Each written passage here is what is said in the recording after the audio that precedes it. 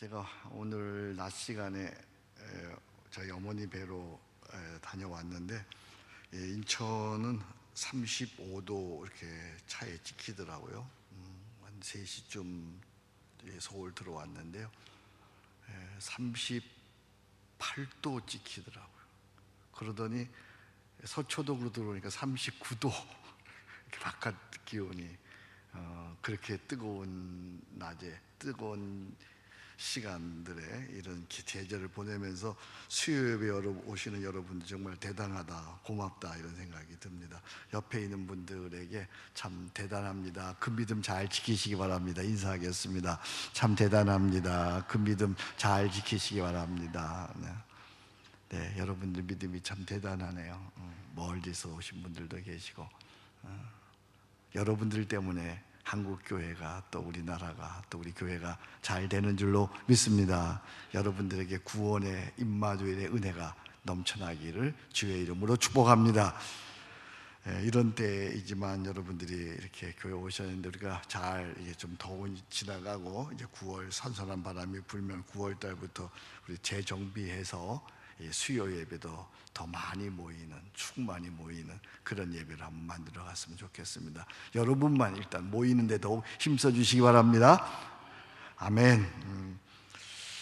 제가 그동안 4주에 걸쳐서 첫 번째 빌립보서, 항상 기뻐하라, 내가 다시 말하니 기뻐하라, 빌립보서에서 말씀드렸습니다. 그 다음에 로마서에 대해서 로마서 8장을 중심으로 로마서 전체를 살펴보았습니다. 성령의 자녀로 해서 성령이 아니하고는 우리가 하나님의 자녀로 살아갈 수 없음을 우리가 배웠습니다. 그리고 지난주에는 욥기에 대해서 배웠습니다. 구약성경 제일 어려운 성경 구절이 욥기죠. 욥이 왜 그런 고난을 당했는지 우리가 배웠습니다. 무엇보다 자의식이 깨어져야 되는 것 때문에 고난을 당하고, 그리고 그 고난으로 인해서 그는 이제 하나님을 눈으로 보는, 하나님과 진실하게 하나님께 나아가는 그런 아주 온전한 하나님의 사람이 될 수가 있었습니다. 자, 오늘은 이제 호세아서입니다. 호세아서는 두 번째로 욥기 다음에 어려운 내용입니다. 도저히 이해할 수 없는 그런 내용입니다.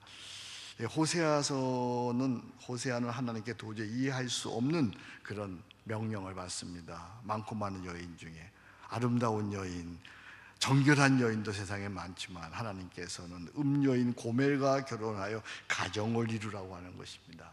1장 2절입니다. 앞으로 가셔서 우리 함께 읽겠습니다. 1장 2절 우리 같이 읽겠습니다. 여호와께서 처음 호세아에게 말씀하실 때 여호와께서 호세아에게 이르시되 너는 가서 음란한 여자를 맞이하여 음란한 자식들을 낳으라. 이 나라가 여호와를 떠나 크게 음란함이니라 하시니. 참 어려운 이런 명령을, 선지자는 이런 명령을 받고 살아야 합니다. 호세아는 그 명령대로 순종했습니다. 그래서 새 자녀를 낳습니다. 4절입니다. 4절 같이 읽습니다. 여호와께서 호세아에게 이르시되 그의 이름을 이스리엘이라 하라. 조금 후에 내가 이스리엘의 피를 예후의 집에 갚으며 이스라엘 족속에 나를 폐할 것임이니라. 첫 번째 이제 아들을 낳았는데 아들 이름을 뭐라 그랬어요? 이스리엘이라고 했어요. 이스리엘이라는 말이 하나님이란 말이고요. 이스리가 쫓아내다 그런 말이에요. 그러니까 무슨 뜻이 하나님께서 쫓아내버리다, 그런 이름입니다. 그 다음에 이제 5절, 6절 보겠습니다. 6절 같이 읽습니다. 고멜이 또 임신의 딸을 낳으며 여호와께서 호세아에게 이르시되 그의 이름을 로루하마라 하라. 내가 다시 이스라엘 족속의 긍휼히 여겨서 용서하지 않을 것입니다. 두 번째 딸 이름은 뭐라고요? 루하마라는 말이 긍휼이란 말이에요. 로란 말이 아니다라는 말이에요. 내가 긍휼히 여기지 않겠다라는 그런 뜻이죠. 긍휼이 없다, 더 이상 너희들에게 내가 긍휼을 베풀지 않겠다, 그런 뜻입니다. 그 다음에 이제 9절입니다. 9절 같이 읽습니다. 여호와께서 이르시되 그의 이름을 로암미라 하라. 너희는 내 백성이 아니요 나는 너희 하나님이 되지 않을 것임이라. 이게 암미란 말이 백성이란 말이죠. 근데 로 그러니까 아니다, 내 백성이 아니다, 이런 뜻이죠.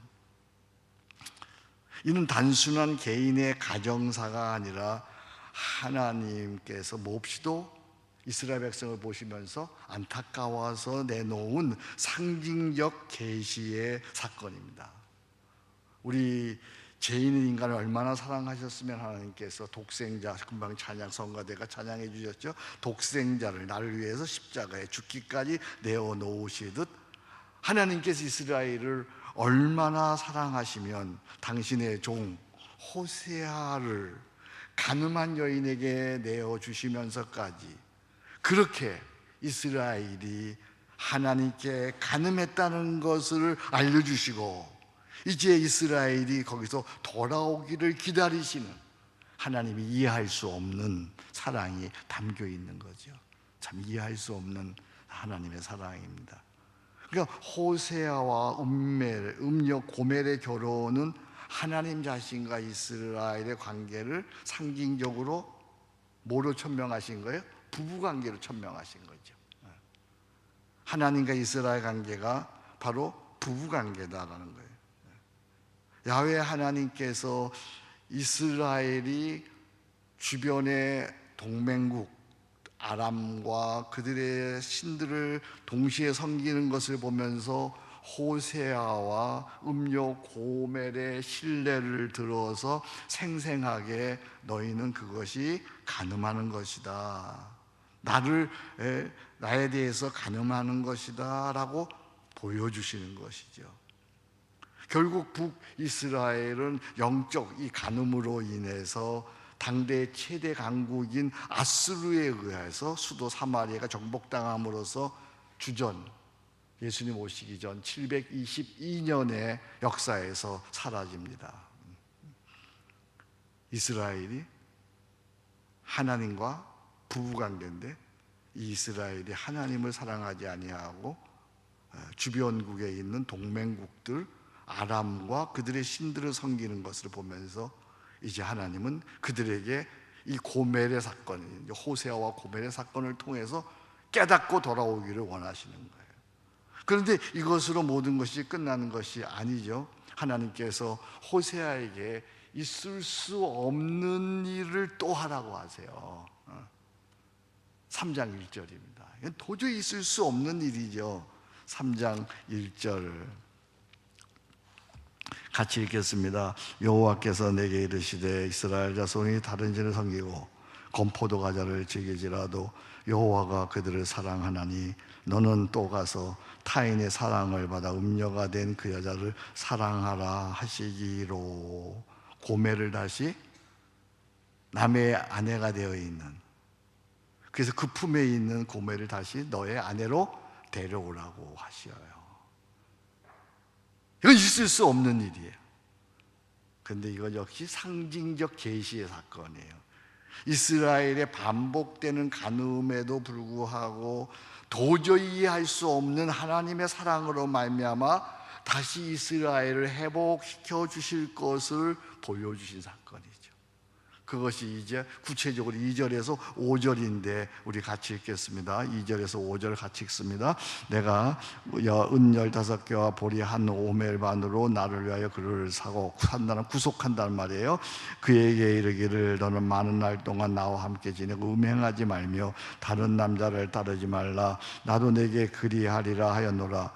이스라엘 선들이 많은 날 동안 왕도 없고 지도자도 없고 제사도 없고 주상도 없고 에봇도 없고 들음빈도 없이 지내다가 그 후에 이스라엘 자손이 돌아와서 그들의 하나님 여호와와 그들의 왕 다윗을 찾고 마지막 날은 여호와를 경외함으로 여호와와 그의 은총으로 나아가리라. 정말 이해할 수 없는, 도저히 납득할 수 없는 하나님의 사랑이에요. 그렇게 많은 죄악을 지은 탕녀를 다시 받아주고 다시 회복시켜 주시겠다고 하는, 이스라엘이 그렇게 많은 죄를 범했음에도 불구하고 다시 나의 백성으로 받아주시겠다고 하는, 대속해서 대신 죄값을 지불하고 그리고 받아주겠다고 하시는 말씀이죠. 끝없는 하나님의 이해할 수 없는 사랑 때문에 오늘 고멜 같은 저와 여러분들, 우리 모두가 하나님의 자녀가 되어진 줄로 믿습니다. 놀라운 하나님의 사랑이잖아요. 놀라운 사랑. 고멜에 비견할 수 없는, 우리는 고멜보다 훨씬 더 많이 하나님을 배신하고 배반하고 그리고 간음한 자들인데, 그럼에도 하나님께서 독생자를 보내서 대신, 우리 대신 그 죄값을 지불하시고 우리로 하여금 당신의 거룩한 신부로 하나님의 자녀로 받으신 그 놀라운 사랑을 어떻게 우리가 이해할 수 있겠어요? 웬일인가? 이 웬 은혜인가? 참 놀라운 하나님의 사랑입니다. 그래서 이 호세아서의 핵심 메시지가 뭐냐 하면, 이 호세아서의 핵심 메시지가 바로 6장 6절이에요. 6장 6절 요절인데요. 6장 6절 같이 읽습니다. 나는 인애를 원하고 제사를 원하지 아니하며 번제보다 하나님을 아는 것을 원하노라. 그러니까 호세아에서의 핵심 메시지는 하나님을 바로 아는 거야. 하나님 아는 것, 하나님을 아는 것, 하나님을 아는 것. 이스라엘 백성들은 오랜 잘못 습관화된 종교 생활로 인해서 하나님을 믿기는 믿는데 그 하나님을 바로 알지 못했어요. 당시에 주변 나라들의 신들하고 하나님을 비슷하게 생각했어요. 다른 신들하고 하나님을 거의 비슷한 존재로, 오늘날 불교나 천주교나 기독교나 하나만 믿으면 되지 하는 식으로 야훼 하나님을 유일신 절대신앙으로 온전히 믿고 따르는 것이 아니었어요. 내가 필요할 때 구하면 나의 소원과 위기를 해결해주는 그런 우상 중의 하나로 생각하는 거예요. 이스라엘 백성과 우리가 똑같아요. 위기 당할 때, 힘들 때, 어려울 때 하나님 도와주세요 라고 하는 정도의 그런 신으로, 이스라엘 백성들이 주변 나라의 그 신들과 비슷하게 복이나 빌고 자기네들의 필요나 구하는 그런 신으로 생각했던 거죠. 본문의 역사적인 배경은 다음과 같습니다. 북이스라엘이 유다왕 아하스 왕의 요청으로 인해서 대제국 아스르의 공격을 받았습니다. 그게 733년이에요. 이로 인해서 요단강 동쪽 지역을 빼앗기고 이제 간신히 사마리아, 이 북이스라엘의 수도 사마리아와 그 주변 에브라임 산지의 작은 영토만 가진 아주 초라한 나라가 이제 마치 곧 꺼져버릴 등불과 같은 그런 나라로 전락하게 되었어요. 이런 위기 앞에 불안에 떨고 있을 때 이스라엘 백성들은 누구나 할 것 없이 이런 마음이 드는 거야. 우리가 하나님께 돌아가자. 우리가 하나님께 돌아가자. 근데 문제는 한번 보고 좀 더 설명하겠습니다. 6장 1절입니다. 6장 1절 같이 읽습니다. 오라 우리가 여호와께 돌아가자. 여호와께서 우리를 찢으셨으나 도로 낫게 하실 것이요 우리를 치셨으나 싸매어 줄 것이요 여호와께서 이틀 후에 우리를 살리시면 셋째 날에 우리를 일으키시려니 우리가 그의 앞에서 살리라. 그러므로 우리가 여호와를 알자. 힘써 여호와를 알자. 그의 나타나심은 새벽빛 같이 어김없이 없나니 비와 같이 땅을 적시는 늦은 비와 같이 우리에게 임하시리라 하니라. 말은 이렇게 하는데 이들이 문제는 뭐냐 하면 돌이킴이 없는 자기 촉구에, 자기 확신에 불과한 거예요. 6장 1절이에요. A에 오라 우리가 여호와께 돌아가자. 자기 촉구하는, 우리가 돌아가자. 그 다음에 자기 확신이에요. 여호와께서 우리를 찢으셨으나 도로 낫게 하실 것이요 우리를 찢으셨으나 싸매어 주실 것임이라. 여호와께서 이틀 후에 우리를 살리시면 셋째 날에 우리를 일으키시라니 우리가 그의 앞에 살리라. 다시 확신했어요. 다시 3절 A에 자기 촉구예요. 그러므로 우리가 여호와를 알자. 힘써 여호와를 알자. 자기 또 3절 B예요. 그의 나타나시면 새벽빛같이 어김없나니 비와 같이 땅을 적시는 늦은 비와 같이 우리에게 임하시리라. 이 얼핏 보면 이 위의 문장들이 하나님께로 돌아오는 회개 같아요. 근데 지난 주일날도 제가 말씀드렸는데요, 회개는 5단계가 필요하다고 그랬어요. 회개는 첫 번째는 죄의 인식이죠. 죄를 뉘우치는 거예요. 두 번째는 죄를 자백하는 거예요. 하나님께 내가 이런 죄, 내가 죄를 지었구나. 내가 자기를 성찰하는 거예요. 첫 번째 자기 성찰. 근데 그걸로 끝나면 안 되죠. 이제 하나님께 죄를 자백하고 십자가 앞으로 나아가야 되죠. 그 다음에 사람에게 잘못한 것을 용서를 가서 구해야죠. 그 다음에 죄에 대한 책임을 져야 되죠. 그리고 돌이켜야 되죠. 그러니까 5단계가 있어야 진정한 회개라고 할 수 있어요. 그걸 2단계로 우리가 나눌 수 있어요. 하나는 죄의 자백과 돌이킴이라고 얘기할 수 있어요. 먼저 죄를 내가 자백해야 돼. 하나님, 내가 이러이러한 죄를 지었습니다. 그러니까 구체적으로 도매급으로 넘어가면 안 돼요. 그냥 어설프게 넘어가면 안 돼요. 내가 이 죄를 지었습니다라고 고백을 해야만 그 죄에서 떠날 수 있는 거야. 죄에 대한 구체적인 자백, 내가 무엇을 잘못했는지에 대한 자백이 있어야 돼요. 그래야 떠날 가능성이 있어요. 지난 주일 오후에도 한 목사님이 오셔서 그런 말씀했죠. 우리가 구체적인 자백을 안 하는 건 뭐예요? 아직도 그 죄를 짓고 싶은 욕망이 있는 거, 그걸 놓지 못하는 거야. 오, 하나님, 이거 어떡합니까? 이 죄, 거기서 내가 떠나고 싶지 않은 거야. 내가 스스로 매여 있는 거야. 그걸 하나님께 아뢰야 돼. 하나님, 내가 이 죄가 있습니다. 이 죄를 내가 떠나지 못하는데, 하나님, 내가 아직도 이 죄를 사랑하고 있습니다. 두 번째는 거기에 대한 확실한 돌이킴이죠. 그냥 죄에 대해서 슬퍼하는 것이 아니라 다시는 이 죄를 짓지 않겠다고 하는 결단과 함께 돌이킴이에요. 물론 이 회개하고자 하는 마음은 하나님이 주셔야 돼요. 근데 이 회개는 다짐이 있어야 돼요. 본인의 다짐, 결단이 있어야 돼요. 이 2가지가 같이 가는 거예요. 같이 가는 것. 근데 여기 1절에서 3절 오늘 본문에 보면 이 2가지가 없는 게, 이는 참된 회개가 아닌 임시 방편의 위기만 해결해 보고자 하는 자기 촉구야. 자기 확신에 불과한 거예요. 마치 앞에 고멜 얘기야. 마치 호세아가 고멜에게 내가 너 죽이고 말겠다.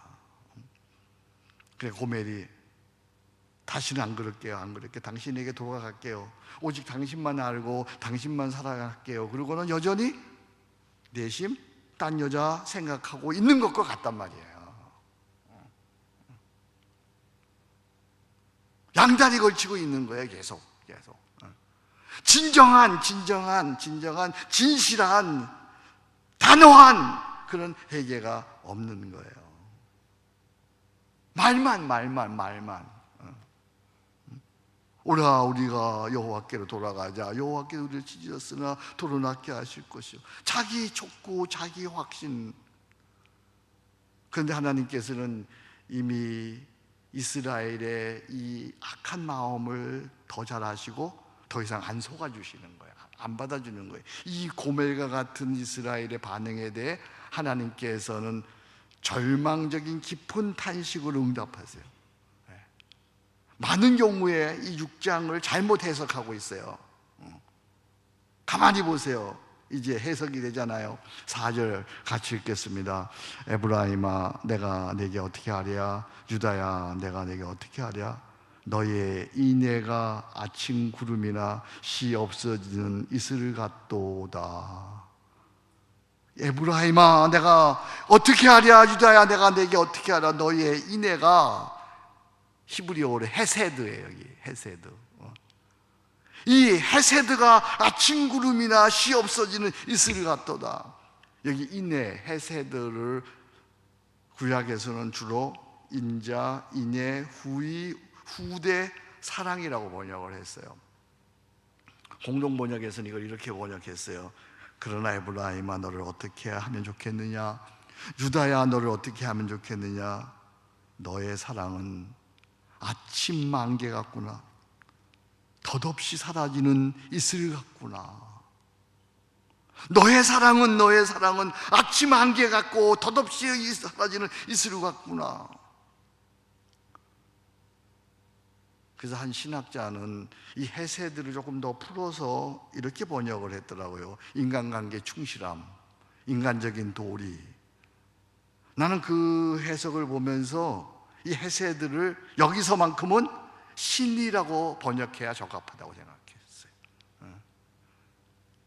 에브라임아, 내가 너를 어떻게 하랴. 유다야, 내가 너를 어떻게 하랴.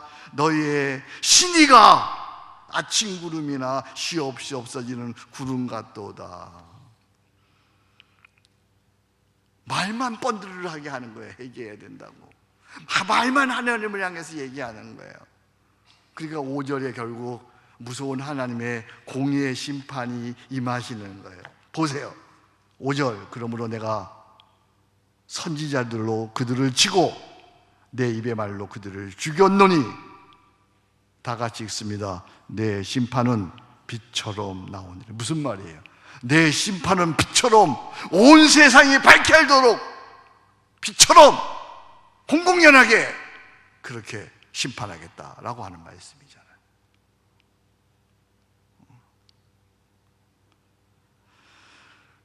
그래서 이 6절을 이렇게 해석하면 좋아요. 나는 인애를 원하고 제사를 원하지 아니하며 번제보다 하나님 아는 것을 원하노라. 여기 인애를 신의로, 나는 신의를 원하고, 신의, 하나님과 나의 신의를 원하고 제사를 원하지 아니하며 번제보다 하나님 아는 것을 원하노라. 우리가 신앙생활에서 무엇보다 중요한 것이 하나님을 아는 겁니다. 하나님을 바로 아는 것. 하나님을 안다는 것은 최소한 하나님을 세 가지 아는 거야. 첫 번째, 하나님은 창조주 하나님. 나는 전능하신 창조주 하나님을 믿사오며 창조주 하나님을 아는 거예요. 창조주 하나님을 안다는 것은 나는 하나님을 나의 하나님 아버지로, 나는 그분의 자녀로 내가 믿는 거고 아는. 이게 안다는 말은 부부간에 아는 그런 깊은 암이에요. 그냥 이렇게 누구를 아는 그 이름 정도로 아는 게 아니라 아는 거예요. 하나님과 우리 사이가, 창조주 하나님을 안다는 것은 아버지와 아들 사이의 그런 친밀함이에요. 친밀함. 그 정도 아는 걸 안다고 하는 거예요. 두 번째는 하나님은 구원의 하나님이죠. 독생자까지 주시고 우리를 구원하시는 하나님. 하나님은 구원해 주시고 우리는 그의 모든 비밀을 아는 친구가 되어지는 거죠. 구원의 하나님이에요. 여기까지 여러분 잘 알아요. 근데 모르는 거 있어요. 하나님은 심판의 하나님, 공의의 하나님이심을 몰라. 공의의 하나님, 심판해 주세요. 나도 언젠가 그날에 하나님의 공의 앞에, 심판 앞에, 주 앞에 서게 될 것이에요.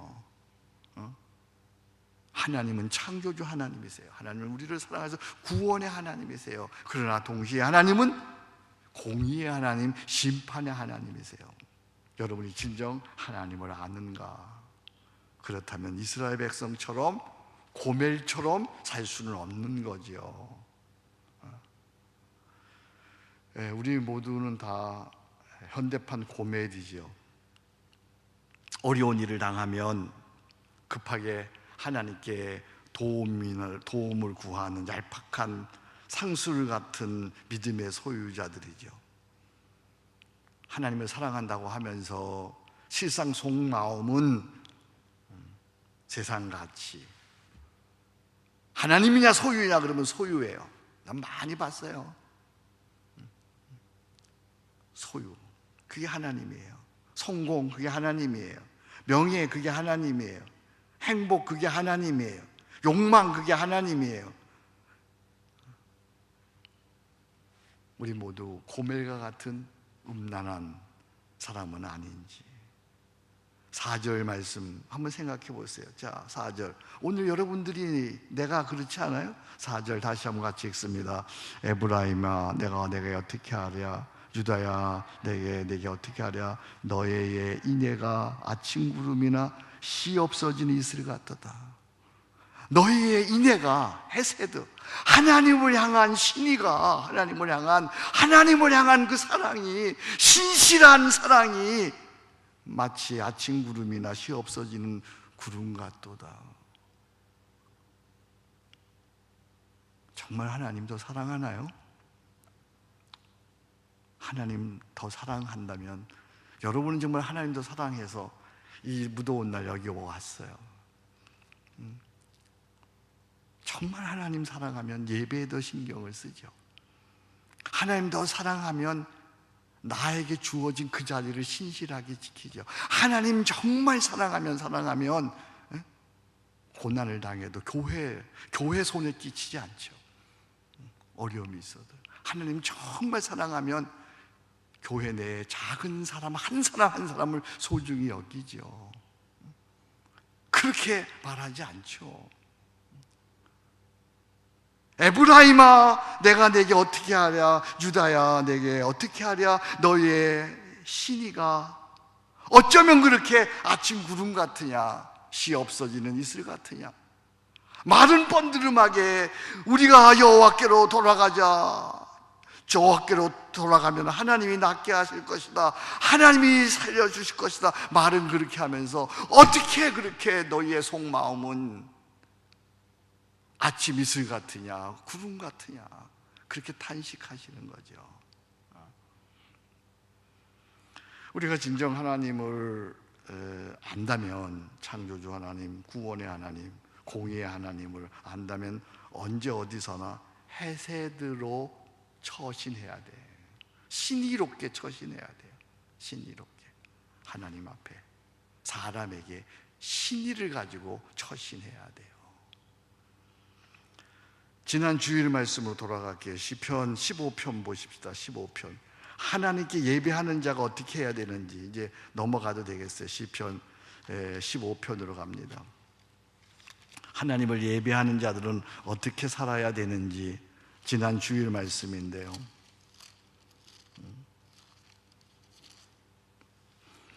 여호와여, 주의 장막에 머무를 자 누구 오며 주의 성산에 사는 자 누구 오리까? 하나님을 예배하는 자들은 헤세드, 신의를 가지고 살아야 되는데, 이제 2절부터 같이 읽겠습니다. 시작. 정직하게 행하며 공의를 실천하며 그의 마음에 진실을 말하며 그의 혀로 남을 허물하지 아니하고 그의 이웃에게 악을 행하지 아니하며 기후의 이웃을 비방하지 아니하며.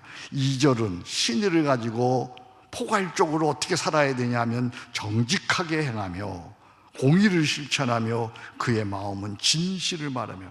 그 다음부터 계속 말에 대한 얘기예요. 진실을 말하며 그의 혀로 남을 허물하지 아니하고 그의 이웃에게 악을 행하지 아니하며, 여기 옛날 성경은 참소하지 아니하며, 말로 악을 행하지 아니하며 그의 이웃을 비방하지 아니하며 그의 눈을 망령된 자를 멸시하며 여호와를 두려워하는 자들을 존대하며 그의 마음에, 이제부터는 돈에 관계된 거예요. 서운한 것은 해로울지라도 변하지 아니하며. 그러니까 교인들끼리 어떤 관계를 해야 되는지 돈에 관해서, 서운한 것은 해오를 변하지 않아, 서운한 것 이자를 받으려고 돈을 구워주지 아니하며 뇌물을 받고 무죄한 자를 해하지 아니하는 자이니 이런 일을 행하는 자는 다 같이 영영이 흔들리지 아니하리이다. 아멘. 오늘 여기 하나님을 예배하는 여러분, 예배하러 오셨는데 정말 여러분들의 마음과 말과 행동이 신의롭기를 주의 이름으로 축복합니다. 신의로워야 돼요. 성경 한 군데 우리가 더 찾아보고 오늘 말씀을 마치겠습니다. 이제 우리는 위기나 극복하는 임시 방편의 피상적인 해결가 아니에요. 되어서는 안 되는 거예요. 고멜처럼 반복해서 세상의 가치를 쫓아서는 안 되는 거예요. 입을 열어 구체적으로 자백하고 그 죄를 돌이켜야 되는 거예요. 정말 신의롭게 우리가 신앙생활을 해야 되는 거예요. 신의, 헤세드. 그래서 오늘 저는 말씀의 제목을 그렇게 잡아봤어요. 돌이킴이 없다면 기독교가 아니다. 변화가 없다면 기독교가 아니다. 그것은 세상 종교랑 똑같은 거예요. 돌이킴이 없다면, 변화가 없다면, 10년 전이나 지금이나 예수 믿어도 도대체 삶의 변화가 없어요. 생각의 변화도 없고, 말의 변화도 없고, 행동의 변화도 없고, 그건 기독교가 아니야. 우상 숭배, 샤머니즘 기독교예요. 예수 믿으면 예수의 성품을 따라 자꾸만 변해야 되잖아요. 그죠? 생각이 변하고, 말이 변하고, 행동이 변하고, 처신이 변하고. 어떻게 그렇게 안 변할 수 있는 것인지. 삶의 변화가 없다면 당신은 크리스찬이 아닌 거예요. 빌립보 4장 8절에서 9절입니다. 너무 귀한 말씀입니다. 빌립보서 4장 8절에서 9절 같이 읽습니다. 끝으로 형제들아, 무엇에든지 참되며, 무엇에든지 경건하며, 무엇에든지 오르며, 무엇에든지 정결하며, 무엇에든지 사랑받을 만하며, 무엇에든지 칭찬들 받을 만하며. 여기까지 먼저. 형제들아, 무엇에든지 참되며, 진실, 무엇에든지 오르며, 무엇에든지 경건하며, 하나님 앞에서 무엇에든지 정결하며. 이 마음의 정결, 그건 우리가 하나님만이 아시죠. 마음이 청결한 자는 하나님을 볼 것이며, 마음의 청결, 그것이 뭐로 나타나냐면 이웃과의 관계에 있어서 사랑받을 만하며, 칭찬받을 만하며. 사랑받아야죠. 사랑. 여러분들이 신앙생활 하면서, 여기 여러분들이 신앙생활 하면서 저는 여러분들에게 사랑받아야 되잖아요. 그죠? 제 나름대로 수고하고 애쓰고 고생하고 눈물 흘리고 이렇게 교회를 섬겨 사랑 못 받으면 그것처럼 억울한 일이 어디 있어요? 섭섭한. 사랑받아야지. 다 못한다고 해도 사랑받아야 되잖아요. 사랑. 다 잃어버린다고요. 마찬가지, 여러분들도 마찬가지잖아요. 저한테 사랑받아야지요. 참 고맙다. 참 고맙다. 내가 어떻게 한 번이라도 더 기도하지? 어떻게 저 사람에게 내가 더 은혜를, 하나님의 은혜를 구할까? 사랑받을 만하며, 칭찬받을 만하며, 더 나아가서 칭찬받을 만하며.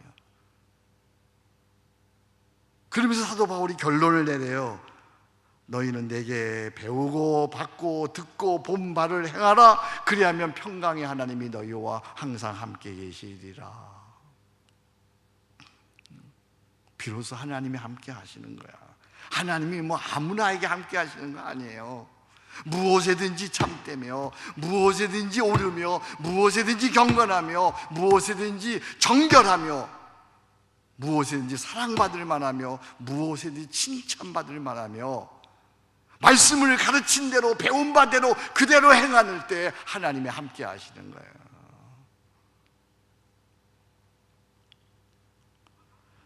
삶의 변화가 없으면 당신은 크리스찬이 아니에요. 그냥 교회 오는 사람이고, 세상의 또 다른 종교, 사만임직 종교, 교회를 크리스찬인 것이죠. 우리 모두 정말 삶의 변화가 오는 신이롭게 살아가는 우리 모두가 되기를 주의 이름으로 축복합니다.